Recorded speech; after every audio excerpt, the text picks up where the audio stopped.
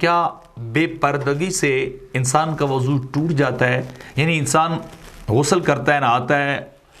اور باہر آ کر پھر وہ دوبارہ اپنے کپڑے چینج کرتا ہے، تو چونکہ وہ جسم ننگا ہو جاتا ہے، یا شلوار چینج کرتا ہے، اپنی قمیض یا شرٹ کو چینج کرتا ہے، تو چونکہ جسم انسان کا ننگا ہوتا ہے تو یہ بے پردگی سے وضو ٹوٹے گا یعنی؟ اس کا جواب یہ ہے کہ آپ جتنی بار دل چاہے کپڑے کو چینج کر سکتے ہیں، تبدیل کر سکتے ہیں نہانے کے بعد۔ بے پردگی ویسے تو نہیں کرنی چاہیے کہ حرام ہے، خاص کر جو مطلب خصوصی ایریاز بتائے گئے مردوں کے لیے، گھٹنوں سے لے کے ناف تک کا ایریا جو ہے، یہ ڈھانپنا جو ہے فرض ہے، 3 انگلی کے برابر بھی کوئی حصہ ران کا پٹ کا ننگا جو ہے وہ نہیں ہونا چاہیے۔ تو اگرچہ اس اعتبار سے تو انسان کو نہیں کرنا چاہیے، لیکن اگر کپڑے چینج کرنے کی کوئی ضرورت حاجت پیش آئی ہے تو آپ کریں گے تو اس سے انسان کا وضو نہیں ٹوٹتا، کیونکہ وضو کے ٹوٹنے کا تعلق نجاست کے نکلنے سے ہے۔ وہ